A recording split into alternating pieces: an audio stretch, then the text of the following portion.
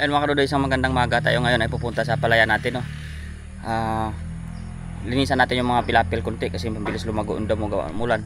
Ito na yung mga kadudoy, ang itsura ng ating bahay-bahay dito, no. Pag sa malayo, ayan, no. Yan, yun yung itsura ng ating maging gawaan dyan. Yan mga kadudoy, mahamog pa hanggang ngayon. Yan. Singkuhan muna tayo, bawasan natin yung damo para hanggang anihan kuha na natin to, last na natin na gamas-gamas ng damo nya. Yan mga kadudoy.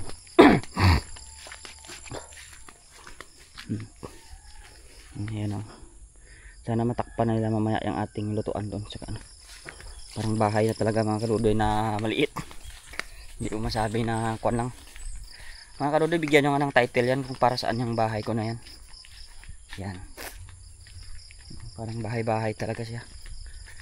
Ay, sana lang salamat lang sa taong tumutulong sa atin yan. Kasi pag ako wala talaga, wala mang kita dito. Yung pera ko naubos na sa pagmais at saka pagpalay. Hanggang dun lang talaga yung puwersa ng pera ko. Wala na. So antay-antay lang tayo mga kakuan. Matagal ang gulong ng pera. Hindi mo pa alam kung tutubo ba yun o hindi tayo sa anihan. Ay parang maka times 1 pa ito mga kadudoy. Yan, ang importante naman meron tayong inaantay kaysa wala, di ba? Yun. Kaya gagawin natin mga kadudoy, antabayanan na lang natin yung mga ganap-ganap. Hindi na namatay yung mga puno. Mga damo na limba-limba. Lumaki pa nga. May isprehan na to eh. Kaya mga kadudoy, punta na tayo sa palayan natin at magamas tayo. At yung ating kalabasa isprehan ko sana yun ng kwan. Tawag dun nung lanit. Kaso hindi ako kumbinsido sa panahon. Baka umulan. Mamayang hapon na lang ako o tanghali mag-spray dun. Mabilis lang naman yung mga kadudoy kasi yung insekto na nagbubutas ng dahon ng kalabasa natin, kailangan mapuksa yun. Tsaka magkuwanan ako kasi basa yung lupa. Maghalo ako ng abono sa sprayer para isahan na. Tutunawin na natin sa sprayer natin yung abono natin para habang nag-spray tayo sisinip na yung kwan kasi tunaw na. Ay madulas talaga dito mga kadudoy, grabe oh.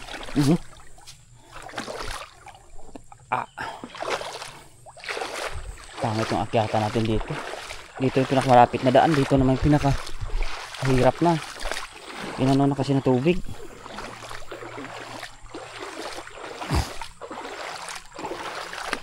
Magandang umaga mga kadudoy sa inyong mga lahat-lahat. Hindi ko na po kayo maisa-isa, no? At sa lahat naman po na nagda-direct message sa akin, maraming salamat po sa inyong lahat. Hup! Ganito na yung ating live. Tingnan natin kung dumami yung tubig kasi almost 2 hours yung ulan kahapon, pero gamas-gamas muna tayo dito kadudoy sa daanan natin kasi hirap yung pagka parang puro lang itak ko nga. Oo nga, may kapurulan nga konti gawa naman sa kwan siguro yung nakaraan paghiwa namin ng goma. So mga kadudoy, hasain ko na konti. Ayaw ko kasi trabaho ako ng ganito, mapurol yung itak. Yan mga kadudoy oh, dami ng damo sa gilid eh. Kaya kailangan na natin ito mabawasan. Tapos kunin na lang natin. So yan, babay muna mga kadudoy. Ako ay magamas-gamas muna. Ayan ang pala natin. Ay natuwa naman sila, basa na yung lupa. Ayan. Yan. Ayan mga kadudoy, babay na. Tayo ay maggamas-gamas ng ating gilid ng ating pilapil para hanggang sa anihan ay okay na ito. Pangit kasi itong pagkuhan. Kasi mga kadudoy, magbubunga pa yung palay natin.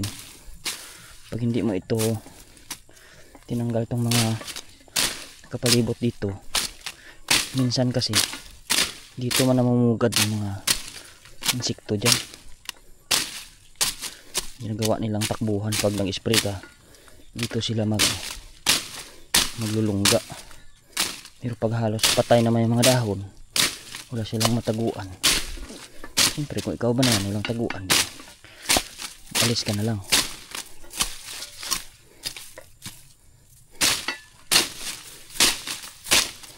Itong 3 fingers mga kaludoy, mahirap to pero bilis to laki pag naulan na mga kaludoy. Ito mga kaludoy, bugang to. Ayun. Bilis nito tumangkad. Ito yung kalaban ng mais. Kahit palay din. Pag nasa palayan mo to, una pa to lalaki.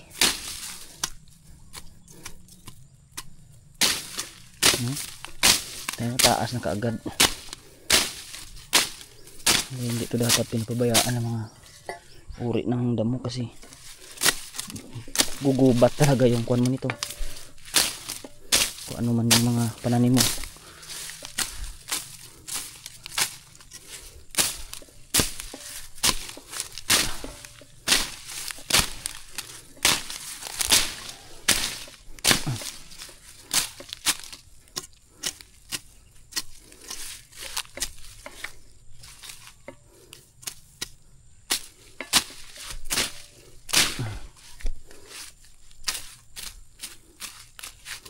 Mga kaludoy, mabilis lang ito gamasin pag maliit pa eh.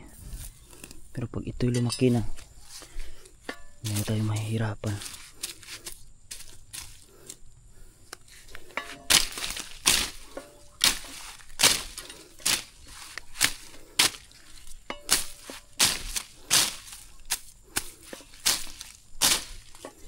Matagal naman na ito humaba eh pag nabawasan natin. Pero pag hindi mo talaga ito binawasan, ay wala talaga.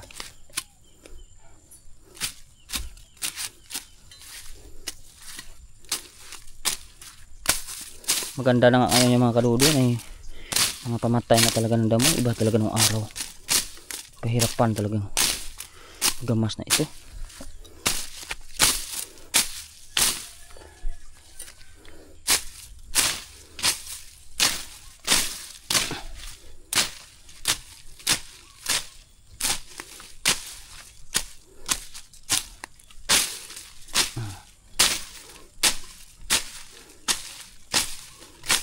Itong 3 fingers mga kaludoy, pag minawer ko kasi to, sobrang kate. Ay grabe. Gagawin kate nito. May dagta kasi yan eh.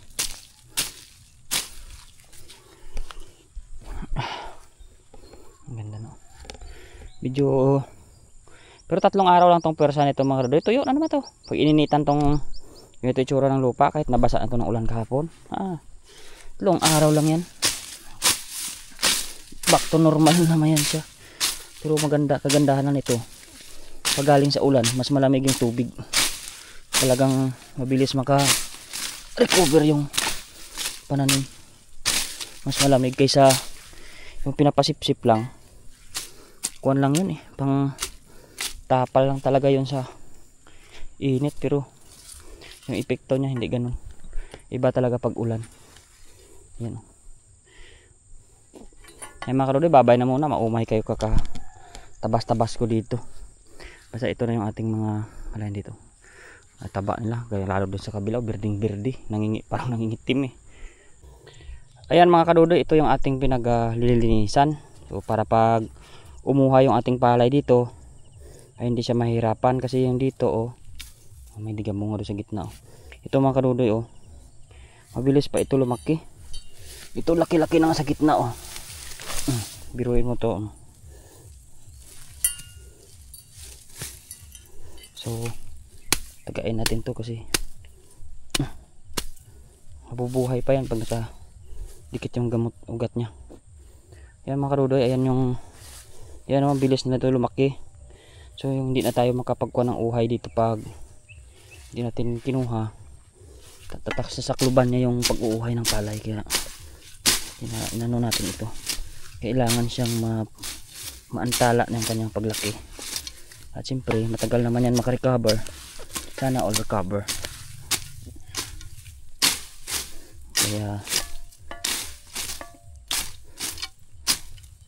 Kaya mga kaludoy, pag nagpatanim kayo, hindi advisable na dikit dito sa pilapil yan. Kasi pag naghawan kayo, tatamaan palay.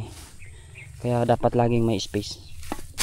Kasi para yan sa pagtanggal nyo ng mga damo. Kasi pag said na yan, mahirapan tayo sa pagtanggal ng damo.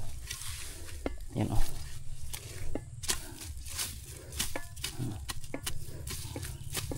dapat maingat na yung pag tanggal mo ng damo pag ganito na, kasi malapit na kasi ito yung palay maglihi. Ayan o, medyo may late lang talaga sa tubig yan mga kaludoy. Tingnan mo yung mga dito yung hindi yung tubig, talagang ang laki na ng palay, pero tayo minsan may mga mababang porsyon kasi nauna yan matuyo at hindi na agad-agad talaga natubigan noon. Pero hindi naman kasino yun na hahabol naman yan. Ito yung laki-laki ito yung laki pa ng ugat niyan.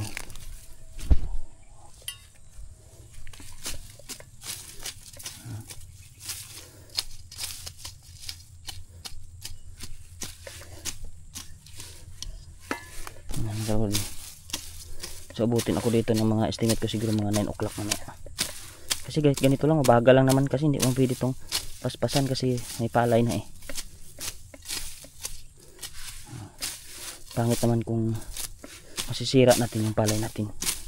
Kaya dapat dahan-dahan lang talaga. Ayan o.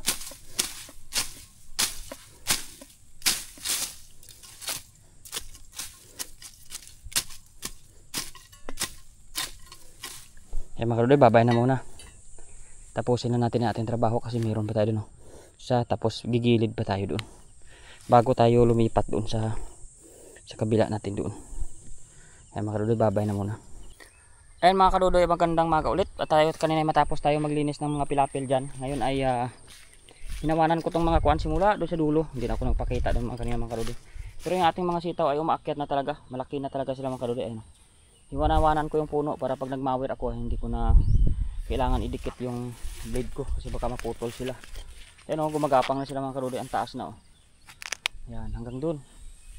Kaya gagawin ko yan dun mga kaludoy, hanggang dun sa dulo. Tapos pag napagod tayo siyempre uwi naman tayo na. ganito lang mga kaludoy pag sarili mo ng trabaho. Pag pagod na uwi na agad. Parang kuan lang ba, trabahong tamad din naman minsan mga kaludoy. Pag nakaramdam ng pagod, uwi na agad tayo. Kasi wala naman tayong bus dito Yan. Yan, di ba mga kaludoy, pag uwi na tayo agad.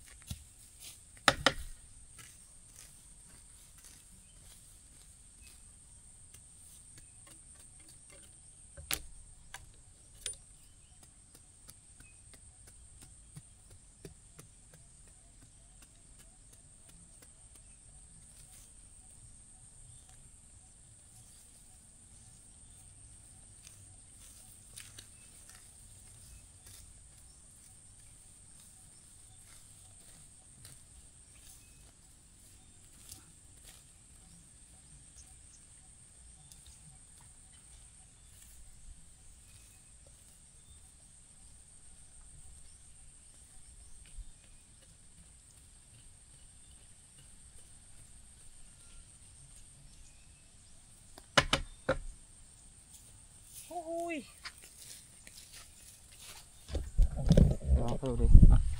So inantay lang natin na umulan para makapaglinis tayo ng ganito kabilis, kasi kung tuyo itong lupa mga kaludoy, napakahirap nito.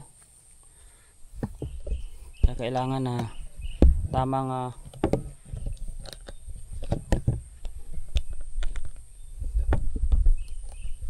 dapat medyo titsimpuhan din natin. Kasi pag hindi natin sinimpuhan ito mga kaludoy, tayo mahirapan. Matigas ang lupa.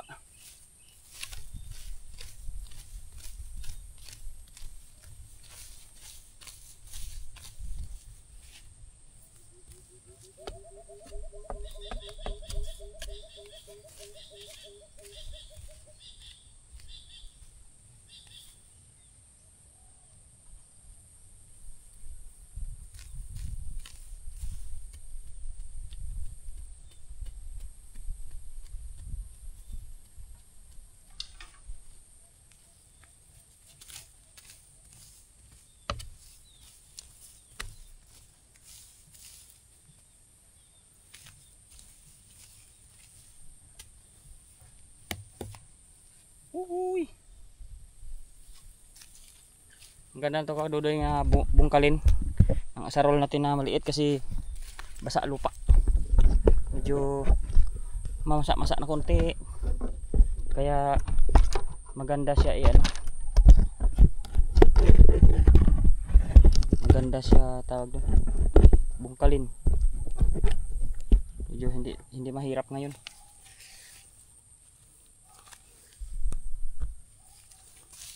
Maganda ano yung damo.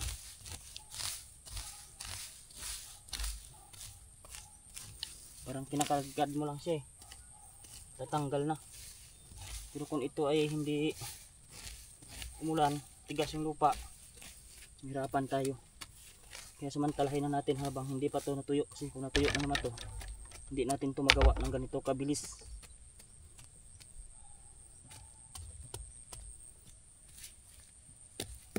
Yan. Yung iba mga kadudoy dito medyo maliit to kasi inulit ko itong iba. Yung nakaraan dito hindi ito nabuhay eh.